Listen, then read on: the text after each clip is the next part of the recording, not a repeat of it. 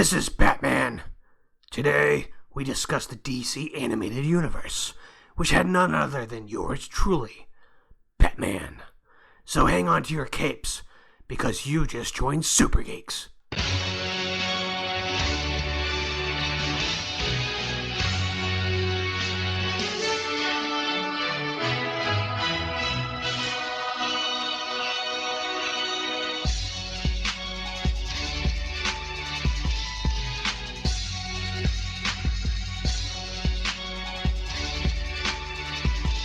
All right.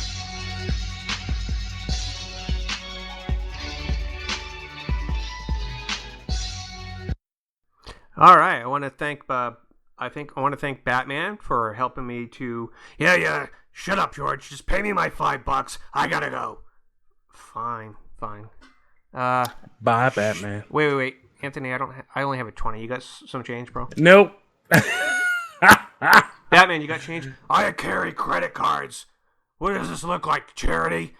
Yeah, you pay me my $5, or I'm gonna batarang your butt. I'm sort of thinking Batman has money. I mean, did you see the car he came up in?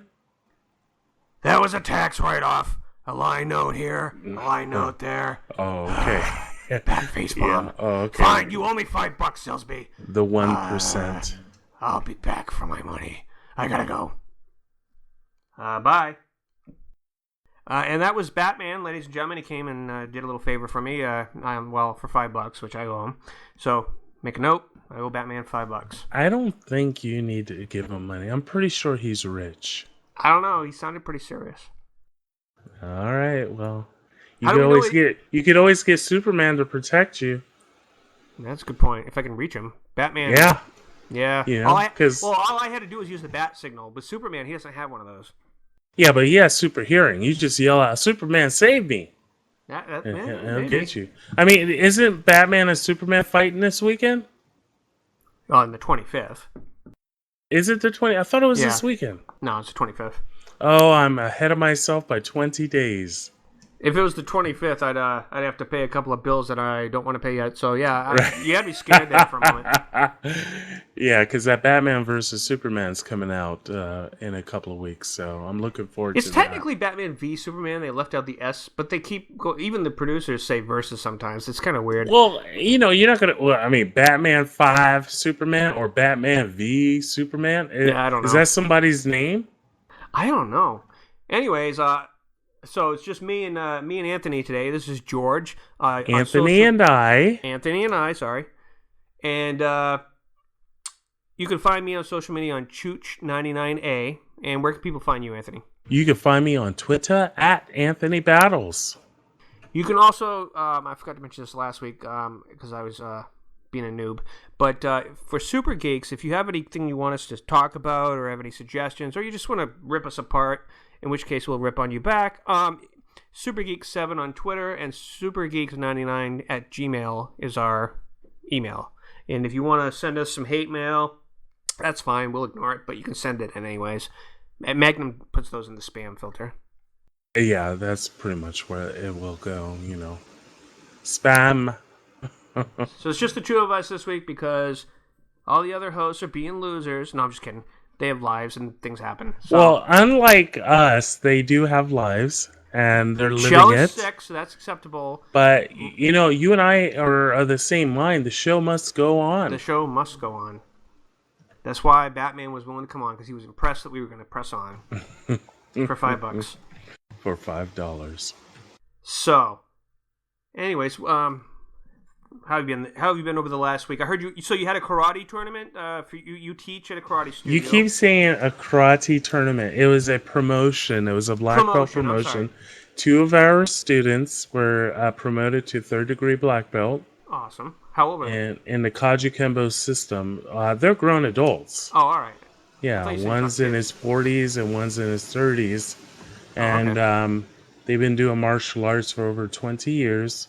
And they just tested for their third degree, so it was amazing. It was a really good show. Go ahead. I was gonna say Sunseahl just piped up. Maybe she'll join us. Oh, okay. Okay, cool. That'll be awesome. So I'm the weapons instructor and the Muay Thai coach for my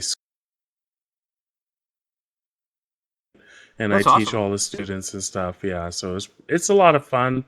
My official title is sensei, which means teacher. So Right. yeah.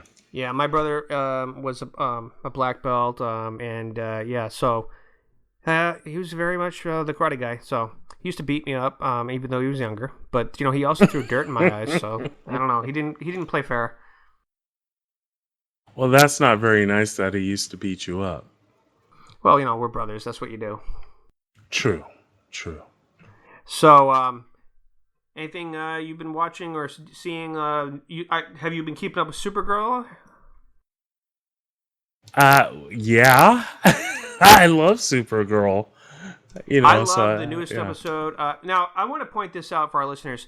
Where this show, when it airs, will at least be a week ahead of any episodes we're talking about. So, if you don't want any spoil, we're not going to spoil it, but we might talk about certain things. But by the time this show airs, if you consider it a spoiler just because you have it on your DVR, I apologize. But we're going to talk a little bit about. I'm going to mention highlights that I liked about the last Supergirl, but I'm not going to spoil it.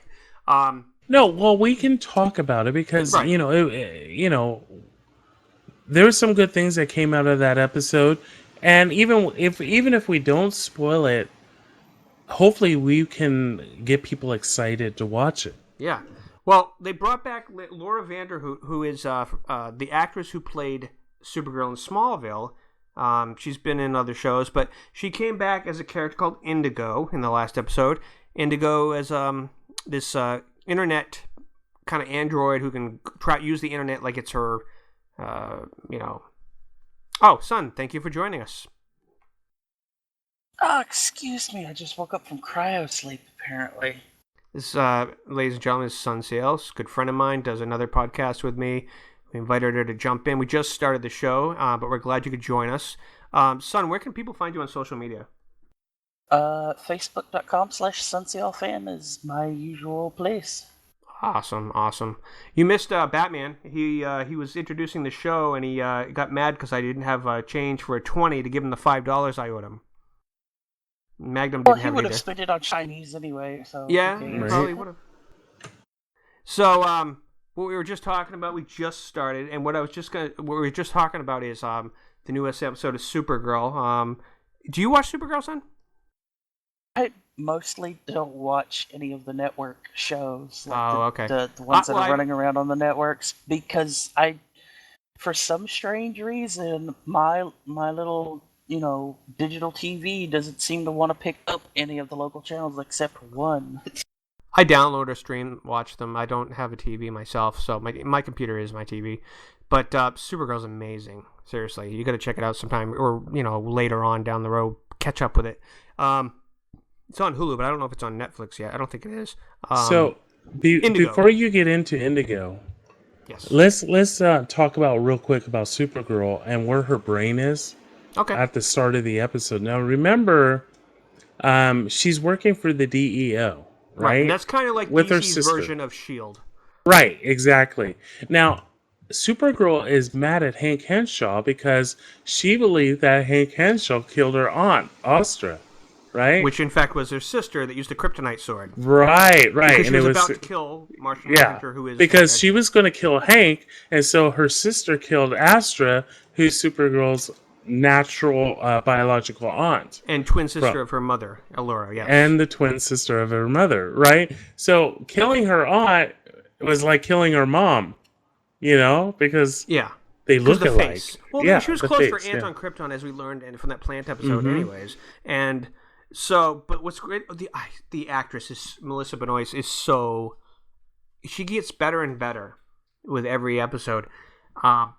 So Martian Manhunter, who has taken the form of Hank Henshaw, the fight between the three of them was amazing. I mean, the choreography on the fights in this show is... Right. When they were fighting the White Martian a couple weeks before, that was awesome. I'll tell you. So her sister ended up having Alex...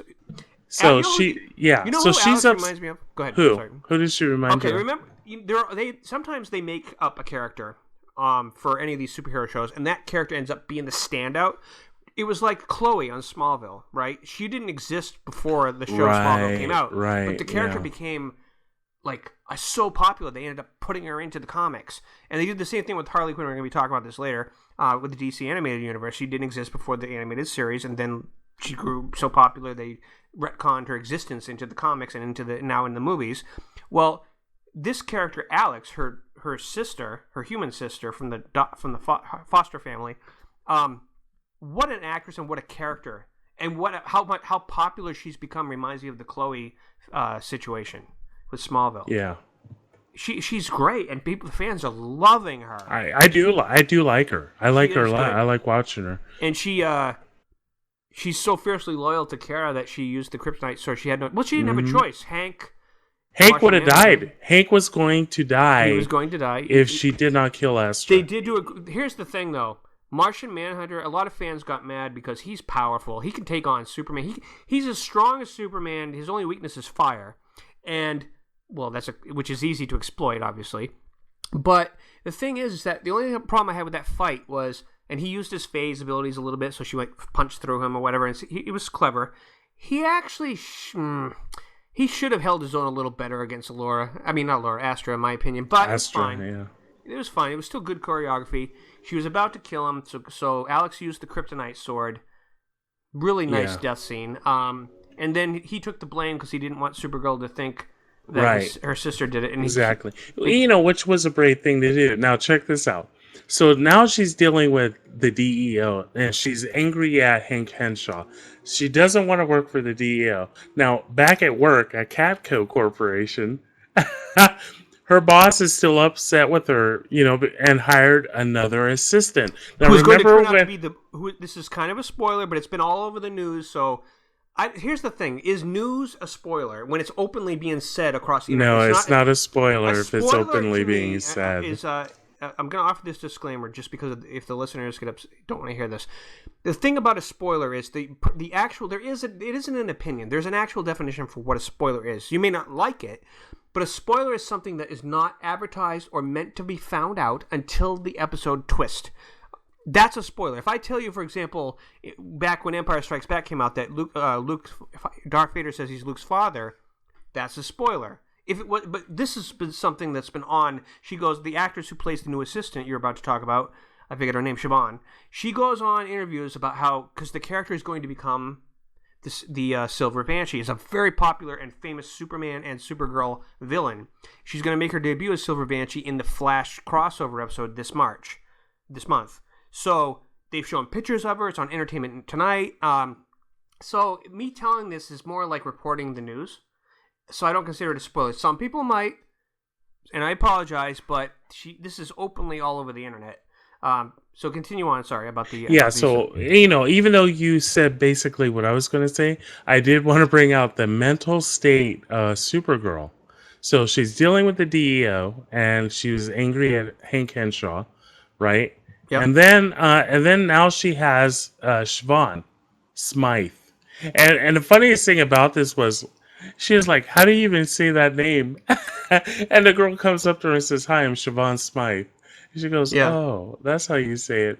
And so, she's dealing with that because Kat is angry at Supergirl because she broke up with Kat's son. With her son, yeah. Yeah, they only went on like, what, 2 days? They only went on one date, and then she broke it off and said, we can't date anymore. And so Kat got mad, hired an assistant, named Siobhan assistant number 1, and then calls Kara assistant number 2. But you know what's funny about that is the thing that was funny about that is it's already been very clearly shown that Kat really likes Kara.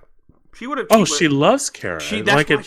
That's why she was so happy about her being with her son. Right. She thought, this is great because I actually kind of look at her kind of like a daughter. So, you know what I mean? So I like it. So she was kind of taking it out on her. She was it wasn't just that she hurt her son. It was like she hurt her. And she was trying to kind of bite back, or make some kind of a point. Yeah, so mainly not Kat, but Supergirl. When she was basically fighting on her own in this episode because, she's mad at Hank at the DEO and Kat's angry with her. And demoted her to number 2.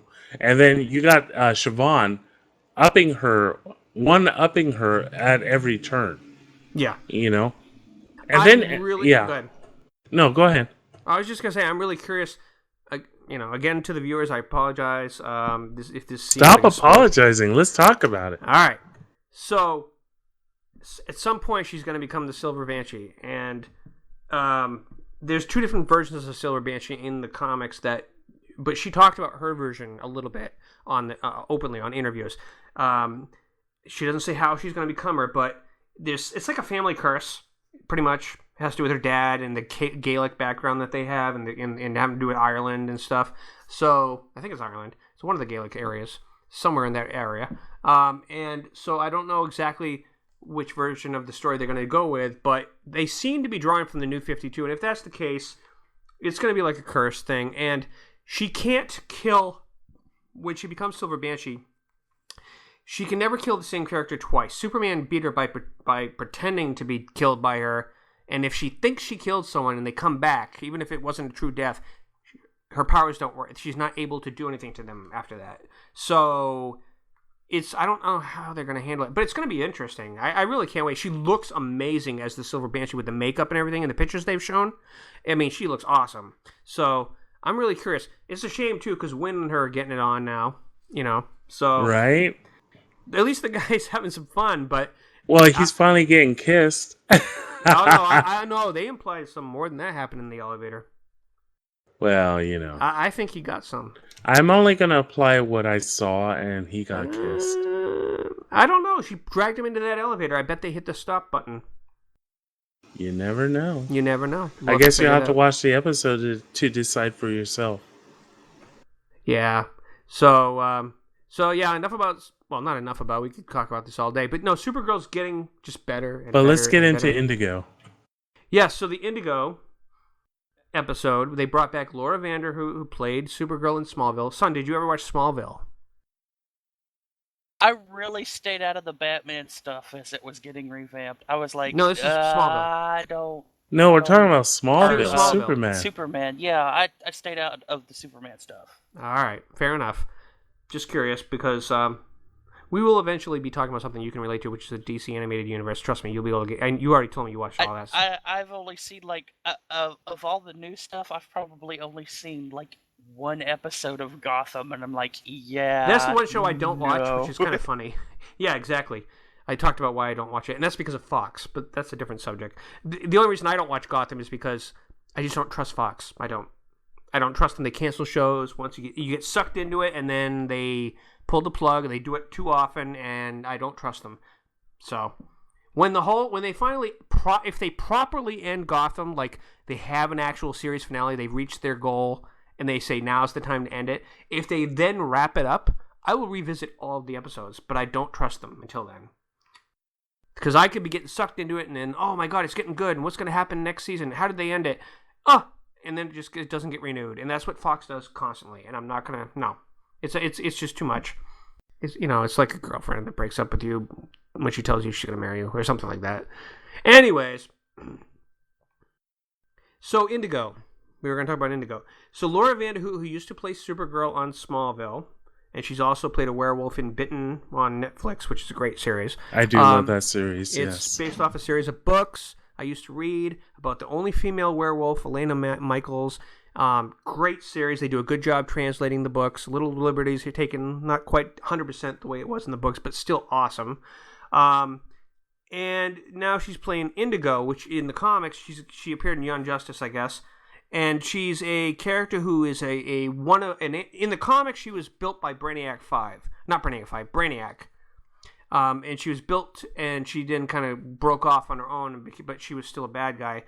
In Supergirl, she's almost like a version of Brainiac. Brainiac 8 is what they called her, and she sort of she knows Supergirl's uncle Nom, and she has done. I guess she was created by the Kaluans, which is by the way, here's a little trivia. They mentioned she was made by the Kaluans.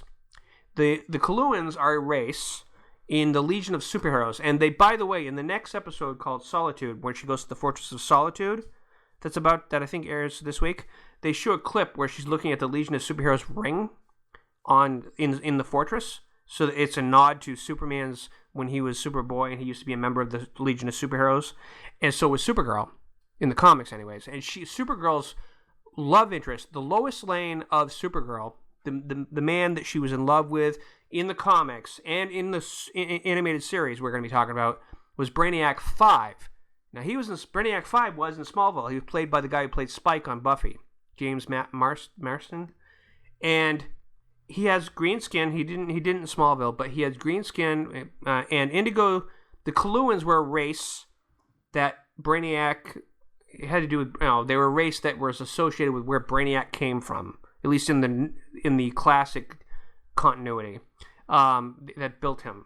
So Indigo is sort of an internet turned into a persona. She's like she can as long as you have some kind of connection to the internet, she can reach you. She can get through your cell phone. She can materialize. She's pretty interesting.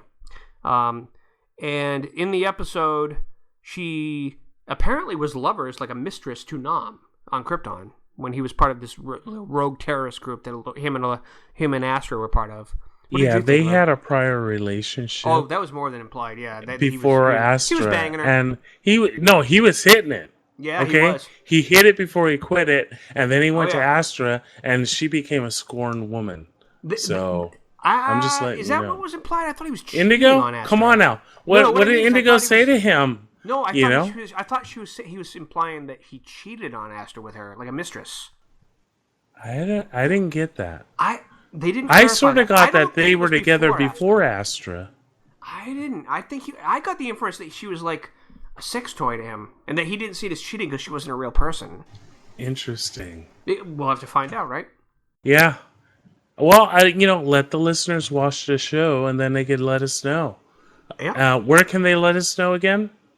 Supergeeks99@gmail.com or Supergeeks7 on Twitter. There you go. So let us know what you think. We'll talk about it.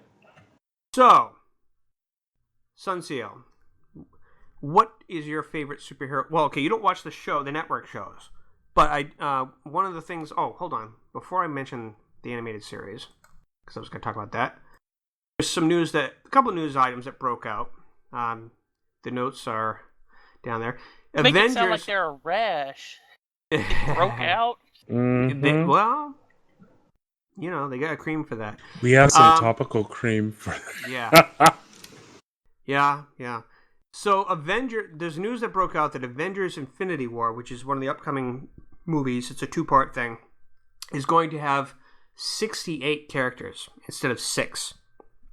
That's insane. That's why they're breaking it up into 2 parts. That's just crazy. What do you think of that? That's a lot to keep track of. Yeah. 68? Yeah. They're supposed to converge after they introduce like Doctor Strange, which is coming out soon. By the way, did you see the behind the scene thing that was filmed on the internet about that? No. Have either one of you been familiar with the character of Doctor Strange at all? I do, but that was like a long time ago. Well, he's being played by Benedict Cumberbatch, so this is going to be pretty good. Yeah, but this is the new one. Stephen Strange, he's a very iconic character, and they've been showing people have been filming like camera footage of him being filmed on the streets of London, and he looks great as Doctor Strange in the costume. So I'm really looking forward to that movie. But he will probably also be in Infinity Wars because the idea is that they're taking as many characters from all the different movies, including the Ant-Man, the Avengers, and they're going up against Thanos. And the DC version of Thanos is Darkseid, who is apparently going to be the bad guy in the Justice League movie, because they showed the Omega symbol in the trailer for Batman v Superman when Batman has a nightmare about Earth being destroyed, and fans of DC recognize that Omega symbol as well, plus the Parademons, the flying guys that were attacking Batman in one of the trailers.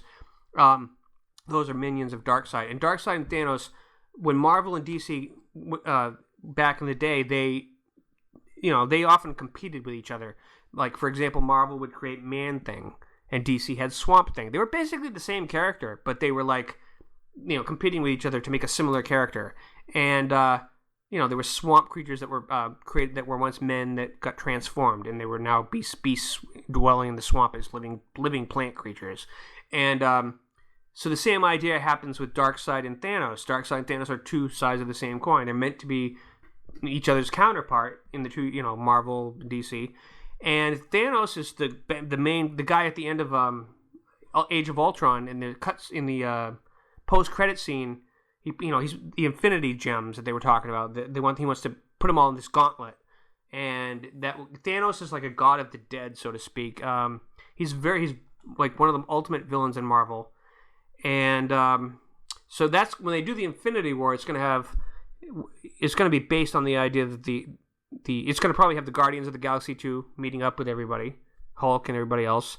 They did say everybody will eventually meet each other, so they're going to introduce Captain Marvel, who was once called Miss Marvel, and it's going to be a big event. I'm curious as to how they're going to handle it. Any thoughts on that? All I know is I have friends who loathe Benedict so much. Really? They refuse to see anything with him. Really? Yeah, so they're not Cumberbitches, I take it. That's the name of his fans. No. Like, I was talking to one of my lady friends the other day, and she says, I was so excited for the new In the Darkness movie until I saw his face, and I went, ugh. Wow, I've never heard hate for Cumberbatch. That's new. I guess maybe it's because he is everything that is supposed to be British acting, and they absolutely loathe that. I'm curious as to whether they're going to give him an American accent, because Stephen Strange is American, not English. I'm wondering if he's going to use an American accent in Doctor Strange, or if they're going to just go along with his British accent. They would be taking a big liberty if they make him British, because that's not the character, so I'm curious. If I have to predict, I'm going to say that they're going to make him do an American accent. It's completely possible. They have been known to take some liberties in these movies. For example, Black Widow hooking up with Hulk, right? But and I don't mind it when they do that stuff, giving Hawkeye a family. I mean, I don't have any problem with them taking the known stuff and twisting it. But Doctor Strange, I guess it really doesn't matter if they make him have a British accent. I'm not going to complain, but I don't know which way they're going to go with it. So, anyways, as far as Deadpool, we've been talking about that for the last couple of weeks, about how well that's been doing. It's been dethroned as far as the weekend champ. What? That's right. By what are you talking about? Fish and chips? Toonopia, the new animated Pixar-type movie, has beat it. Wait, you mean Zootopia? Zootopia, I'm sorry. You said Chernopia. You said Chernopia. I thought I said Toonopia, but okay. Sorry. Wow. Do you know why it's been dethroned by Zootopia? Why? Because there are a hell of a lot more furries than there are Deadpool fans. Ooh. Well, Zootopia opened up with an Zootopia was marketed towards the furry fandom. I gathered it was marketed to kids. I don't know. No, it's definitely supposed to be a kid-ish film, but the marketing was directed towards furry adults who have kids.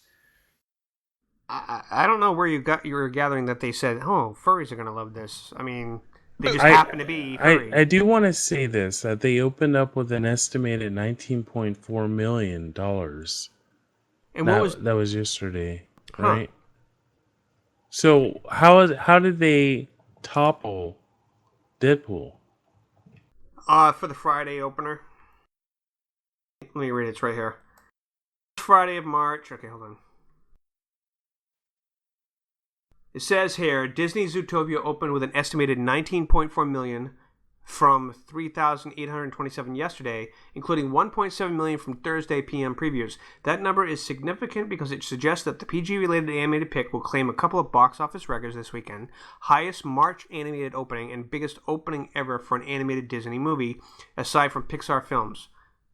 This well-received Zootopia should also become one of the top 5 March releases of all time, though still far below the $152.5 million that Hunger Games boasts of the all-time March champion. The current record for the biggest animated March debut belongs to Dr. Seuss to Lorax, which earned $70.2 million in 2012 on its first Friday. So this is all basically just regular This is all speculation. Yeah, It's it did not topple Deadpool. Deadpool is number one. Is not an animated show. Yeah, for the March, they're talking about for the March.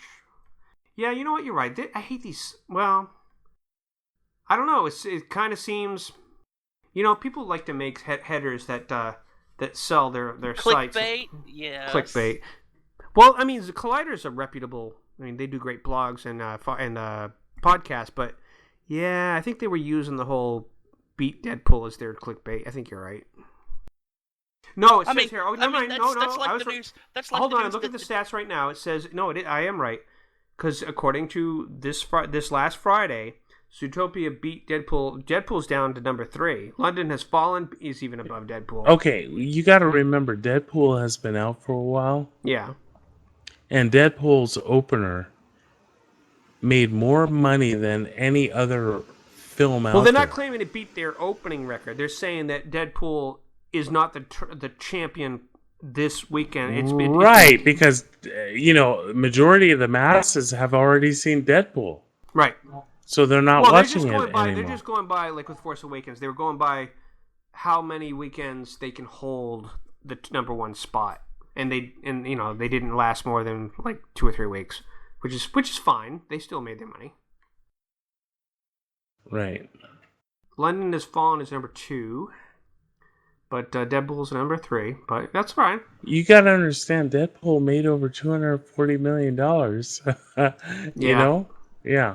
The fact that it's actually still in the box office at this point, even at the 3rd position, that's quite telling that it's still making money as an R-rated movie. Well, they're about to release The Force Awakens Blu-ray within the next couple of months, in May, I believe. So, I mean, they only let a movie stay in the theater for so long before they go, okay, it's time for, something domestic. Right. It's just sad. I've not seen either of those 2 movies yet, so I haven't either. I will wait till Netflix. What? If it goes to Netflix. You two are hurting my feelings. Look. I know you know me. The only reason I haven't seen it is because I haven't been able to. Some people for going to see films, Yeah, I hear you. So I made here's something I'm going to point out. When Batman v Superman comes out, I'm if I have to, I'll take a cab. I don't care. I'll use unemployment money. I'll use whatever I can do. I'm going to go there. Maybe not opening night. Maybe I will. Maybe I'll try it. But if I have to, I'll take a cab because it's not that far. It's not so far away that it'll be expensive. But I'm going. I'm going to make sure I'm going to be there. I'm for Batman v Superman. And if I have to walk, I will. I'll just be very tired by the time I get home. It's about an hour or 2 if I walk. Yeah, try 13 miles from the nearest theater. Yeah, I'm pretty far away from the nearest theater by foot. So, anyways, so that's interesting. Another article, another thing that's been happening is they released some teases that someone might die at the end of Captain America: Civil War. Now, this has led to a lot of fan speculation because in the comics, Captain America died, but he eventually came back to life. But as a consequence of the Civil War, this is not an exact interpretation at all of the way they did in the comics. It's close, though. A lot of people think that it isn't Captain America because it's too obvious. But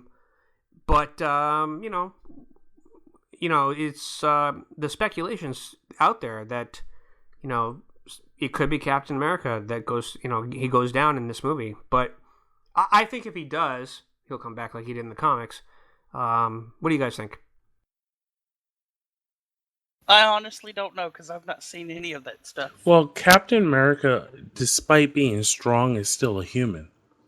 Right. He has, he's not immortal. No, so he can die. It would make sense that he would die. In the comics, what happened was the Red Skull had his girlfriend Sharon Carter, she was in the second Captain America movie. He met her. He was the next door neighbor that turned out to be an agent of Shield, Agent 19. I forget what number, but the blonde girl. So she's like the love of his life in the comics, and she's supposed to be a big part of Civil War. So in the comics, she was hypnotized into like basically shooting him. And he led the resistance in the Civil War against the Registration Act.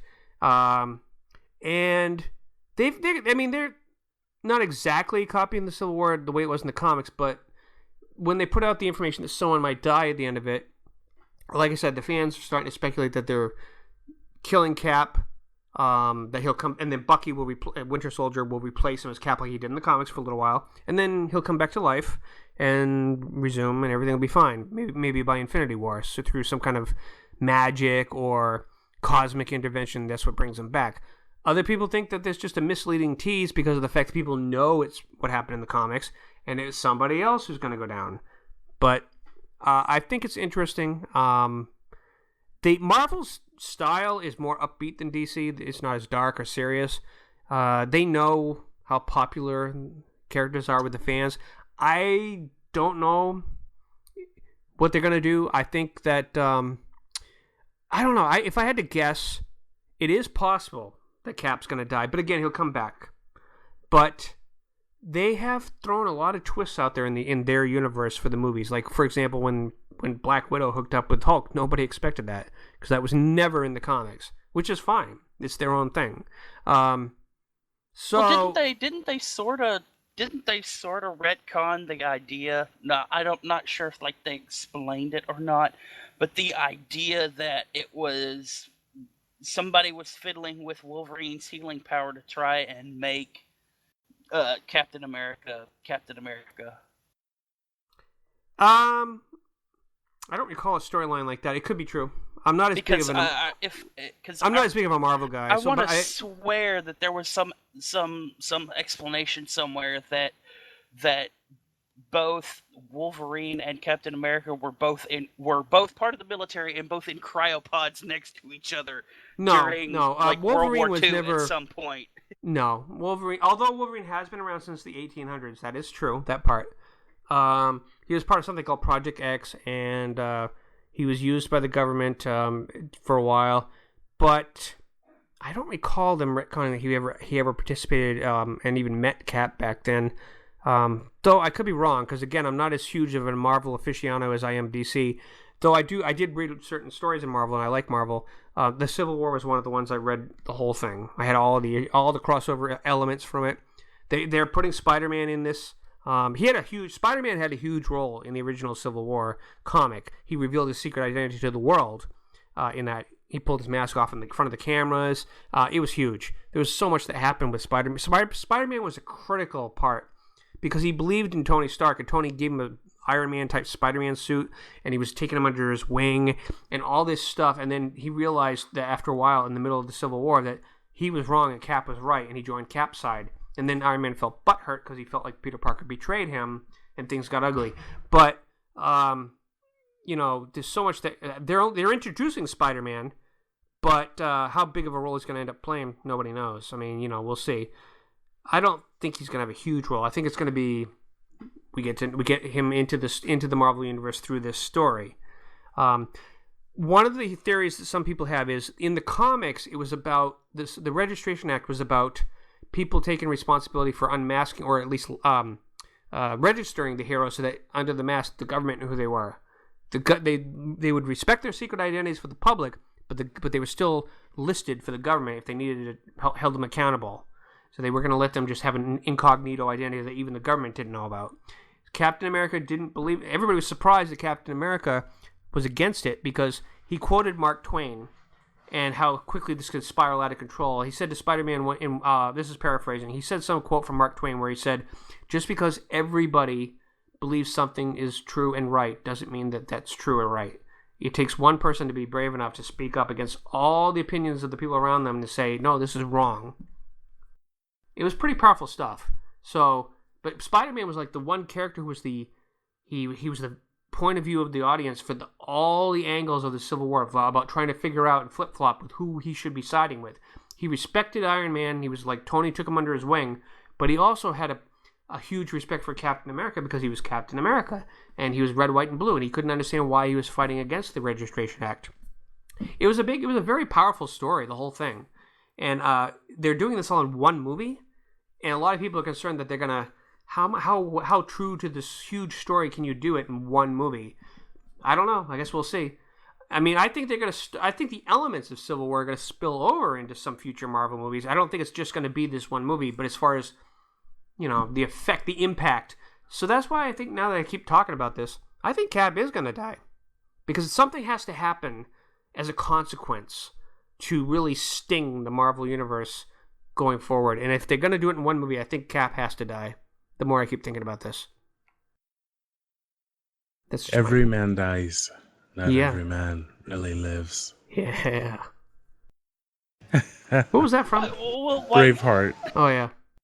Well, while you were discussing this with yourself, I found what I was referring to in X-Men Evolution. Wolverine actually mentioned that he fought alongside Captain America, and that they and I remembered there being some discussion about a cryopod. They might have retconned that in some of the modern stories. Captain America used to fight with a group called the Invaders. In fact, they made a joke in Age of Ultron. Sometimes a hero is an invader, Ultron says, and that was a joke, a nod to Captain America's team in the comics. He had Submariner, he had Bucky, he had the original Human Torch, which was an android. He had a few other people, interesting. I never saw anything where he fought with Wolverine, but I mean, it makes sense. Wolverine has been around since the 1800s. His healing factor kept him young. Well, it's kind of like a Time Lord in Doctor Who. His body keeps regenerating, so it's hard to age.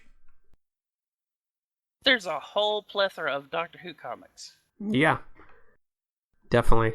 So that's something interesting. We'll see what happens in the Marvel universe as that goes forward. So I know you guys don't watch. Well, Son doesn't watch the shows. Legends of Tomorrow came out. The new episode. It was Son. You would have loved this episode, even if you never normally watch it. It had so many Star Trek references. It was so funny. Oh my god, I love this episode. They're in the show. They're on a ship, a time ship, which is part of DC. It's the Time Masters. The guy who plays Rory plays Captain Rip Hunter, who's the son of Booster Gold, another famous DC hero, and they're trying to stop Vandal Savage, who's an immortal, from destroying the world in the future by stopping him in the past. So he recruited certain heroes like Hawkgirl, Hawkman, Firestorm, a couple of the bad guys there, Heatwave and Captain Cold. The characters have been awesome, and they had to fight time pirates in space in this episode. And the Atom, one of the characters, Ray Palmer, who's played by Brandon Routh, who played Superman in Superman Returns, he has to take over the ship at one point, and he's like, I'm Captain Kirk, and Hawkgirl's like, no, you want to be Captain Picard, you don't want to be Kirk. And he goes, why? She goes, because he was hotter. It was just wow. Yeah. And then they got on their own little romance. But it was just so many. He's like, well, I feel more like Sulu or Han Solo. And he was just having a blast. I actually have to say, though, there is one show that I did watch the first season of, and that was Agent Carter. Mostly, and to this day it still pisses me off, mostly because I was confused as to whether or not this person was a superhero person, like related to the superhero universe. She is in the comics. Or as went through my mind when I first saw her outfit and not seeing a name anywhere, like during the original promotional art, I was like, are they trying to bring Carmen Sandiego into some kind of adult theater universe? Here's a little background on Peggy Carter. In the comics, she was a member of in World War II. She helped the French resistance against the Nazis. She was partners with Captain America as part of the USO, like the early version of the CIA or whatever back then. And she was his lover. And when he went to the future, Sharon Carter, the blonde that I was talking about that ends up killing him in the Civil War comic story, his lover, is her great niece. And she looks just like her. Although, which was kind of weird, they should have hired Haley Atwell to play the younger, new Sharon Carter, because that was the whole point, was that she's supposed to look just like Peggy, and they picked a different actress. I thought that was something they could have done better, but yeah. So she has a long history in Captain America. She was always a part of his World War II adventures. I still want to keep pointing out the promotional art never had the name of this person on it. Just a girl in a dress. She did look like Carmen Sandiego. You're right. And she even had a fedora. I was like, is this Carmen Sandiego? But she's got like a different hat. She's got a different dress. What's... I didn't hate the show, but I'm not a huge fan of it, and I never watched season 2. I just didn't care. I was ready to watch season 2. And then like halfway through season 2, I hear that Channel 7 or ABC is canceling. No, they didn't. Ross actually clarified that we checked into it. It didn't get canceled. What happened is it wasn't meant to keep going until next year. It's a filler show for when Agents of S.H.I.E.L.D. is in the middle of a hiatus. And I understand, but I was that was actually hearing stuff about it being canned, and I'm like, look, ABC said, hey, get ready, season 2 is coming. No, they didn't cancel it. I never saw a date anywhere for it starting. It did, and it didn't get canceled, which is interesting. I thought it was canceled too. I heard the same rumor. Then Ross pointed out that was a misinformation because they were just meant to go so many episodes to fill in between Agents of S.H.I.E.L.D. and their time slot until the new episodes come out, whether it's a mid-season break or whatever. And then Peggy Carter goes away for a while, and then later on next year they come back. So officially, it has not been canceled. Well, I'm not sure if that's good or bad because I just really haven't been paying attention. I really want to point out, Disney, your marketing people suck. Because literally... What's next on the topic here? Okay, so the DC animated universe, where I was going to mention them. A 10-year-long universe that was created by Bruce Timm and Paul Dini, who created Harley Quinn, an iconic character. Son, I know you used to watch all these shows, right? Or some of them. Oh, yeah. Animated Batman is my jam. What was your... So your favorite was Batman, so you obviously were there when Harley Quinn made her debut. And for all the people who go, Harley Quinn's like a Deadpool type character, she is to an extent, but she's really not too. Yeah, I mean, Harley Quinn is iconic because she started off as a character that was just meant to be one of the Joker's goons, and they didn't know how popular she was going to be, so they didn't put her in every episode. They put her in there, and then Paul Dini mentioned on the Kevin Smith's podcast how they tried to space it out so she wasn't overshadowing the Joker, but then she became so popular, she just got more and more involved. Well, it's interesting because in the parts that she was there as the Joker's sidekick, she usually had this air about her of being the reason for Joker. Joker would go off and do this outlandish thing, and it was like, why is he doing that? And then Harley would have this subtle explanation that she would be giving to both Batman and whoever else was with Batman at the time.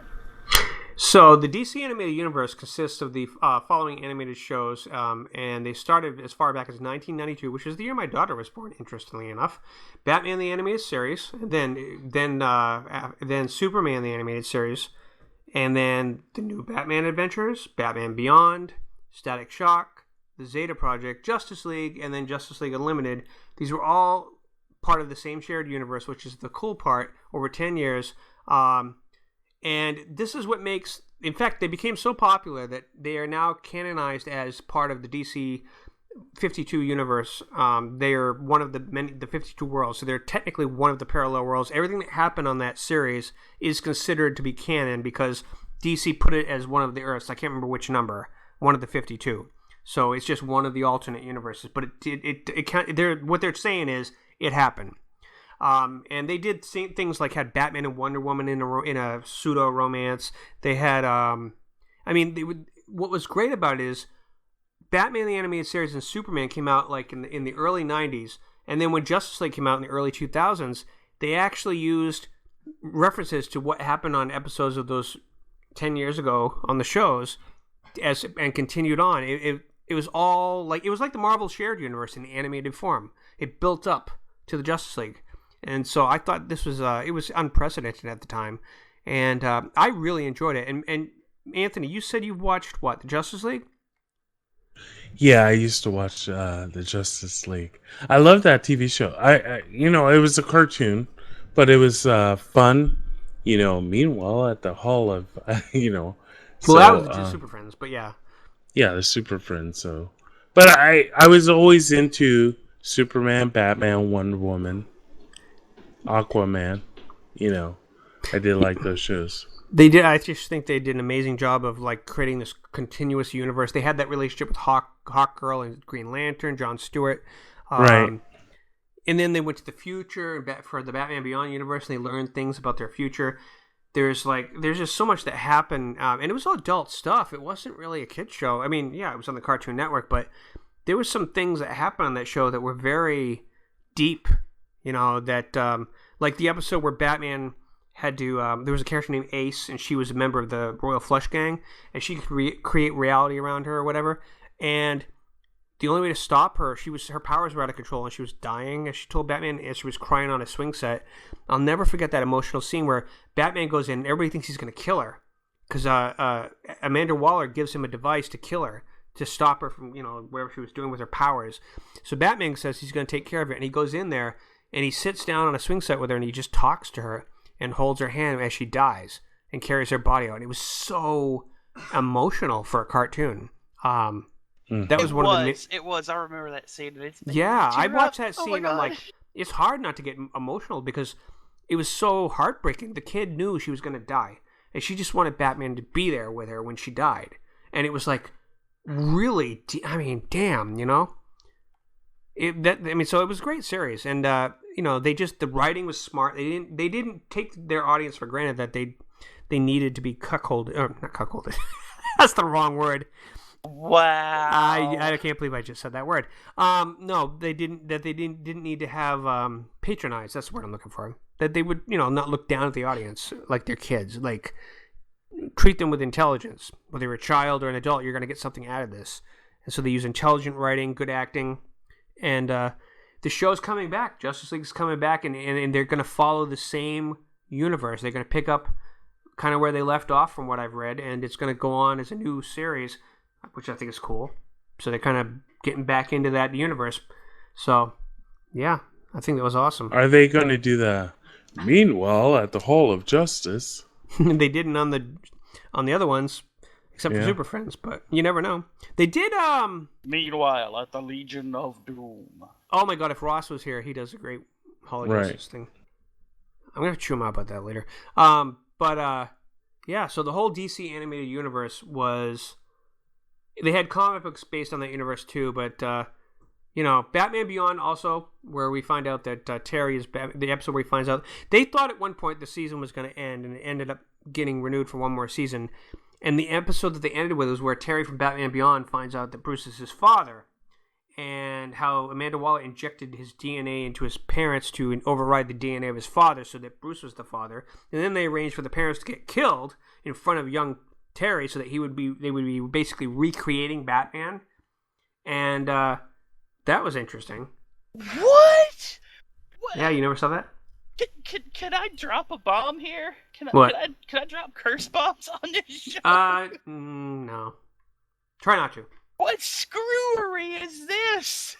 Oh, no. Well, this is, actually, behind the scenes, Bruce Timm talked about it and said that Batman was married to Wonder Woman and she divorced him.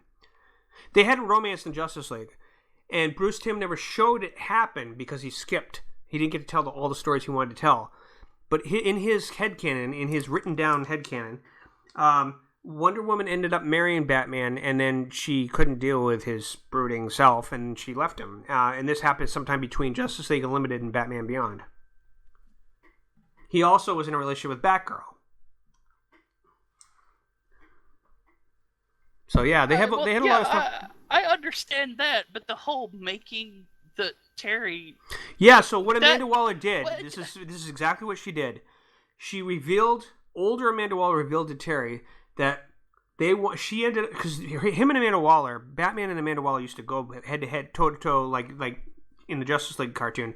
So she ended up respecting him. And they realized that as he got older, the world needed a Batman.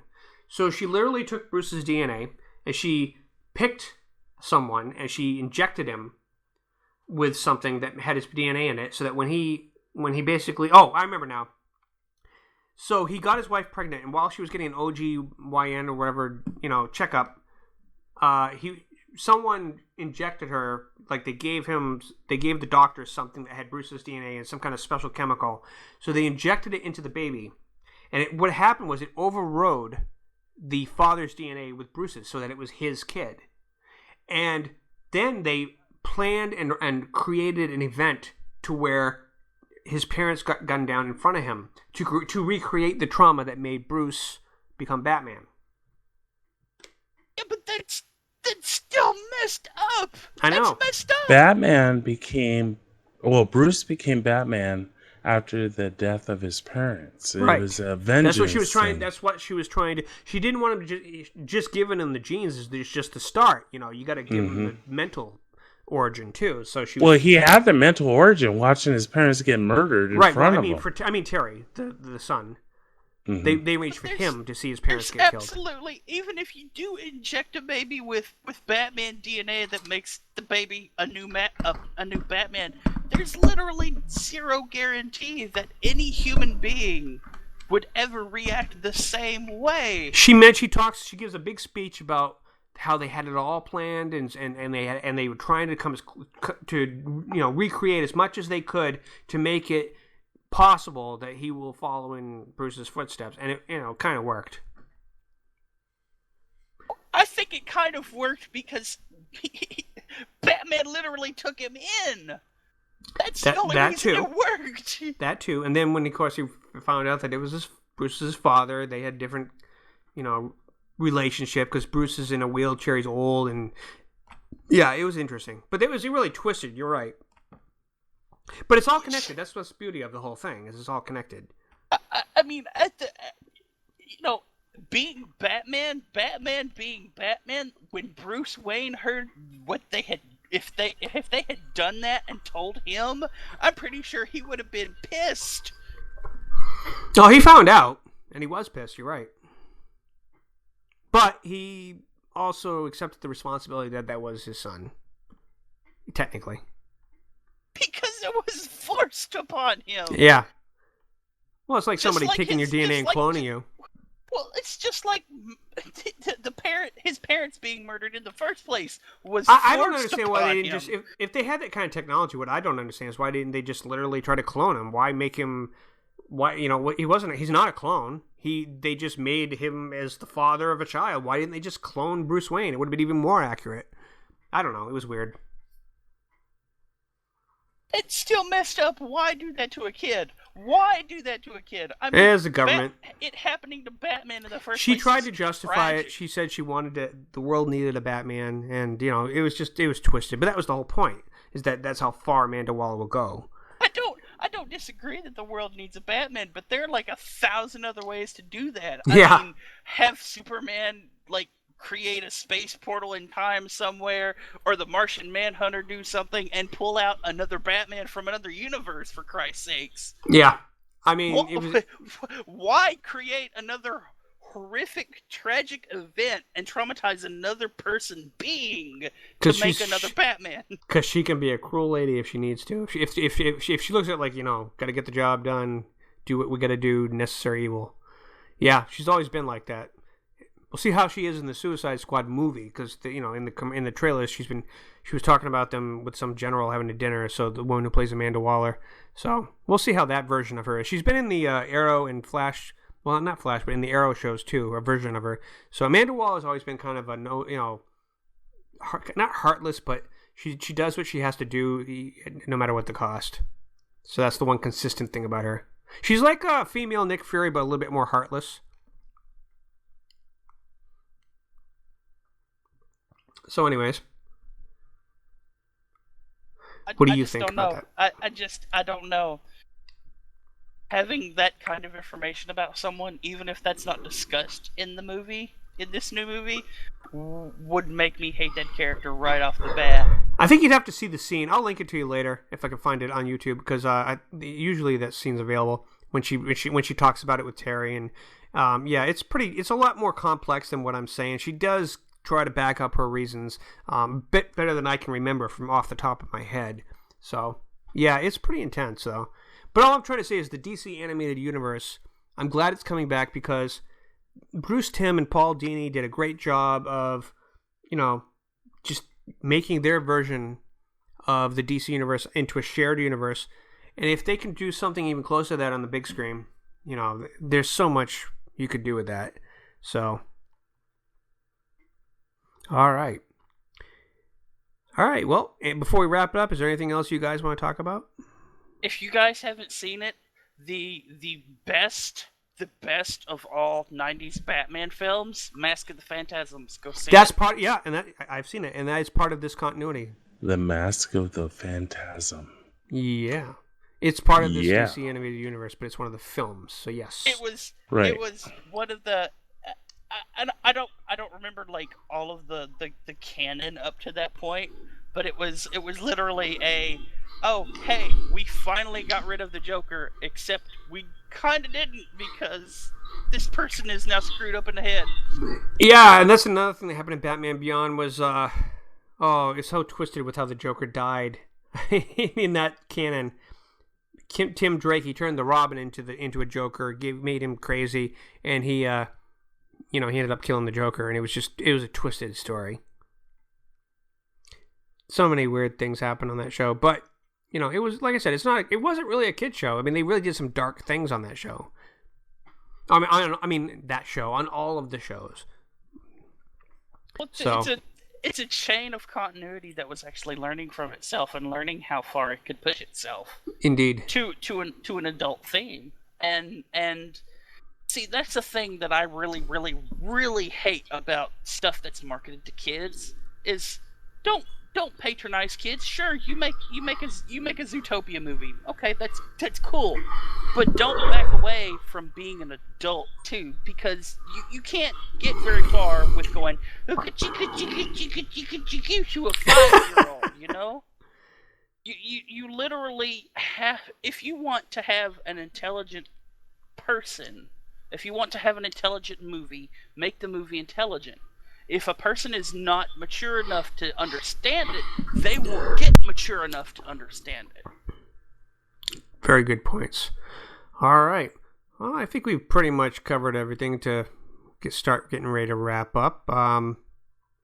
So what do you guys plan on doing the rest of the week? Anything superhero related? I'm definitely going to watch Supergirl on Monday night and see what happens next, with Siobhan. Oh yeah, and I gotta see what's gonna happen with her. I'm really looking forward to that Flash crossover in the middle of March or whenever. I do love me some Supergirl. Yep. What about you, son? I don't know if it's really superhero or anything, but I've been watching Battlestar Galactica, and I guess I could say Starbuck is kind of his own superhero. Yeah, just kind of sci-fi, but yeah. Oh, well, no, Battlestar Galactica is a sci-fi show. My question is it still on TV or is it syndicated? It's coming back as a movie series soon. At this point, I'm not sure. I've just been watching like the old series because everybody's been talking about it for forever, and it's like, all right, I'll finally watch it. They're doing a new series of movies, and they're basing it more on the original 78 version, which would be amazing. Yeah, it's going to be a new take on Galactica. It's not going to be anything like the Ron Moore version, from what I heard. So we'll see how well it does. It's a little bit superhero-ish. What did you guys think of the new? If you saw it, the new Ghostbusters trailer, I have mixed feelings about it. There's a lot of hate for it out there.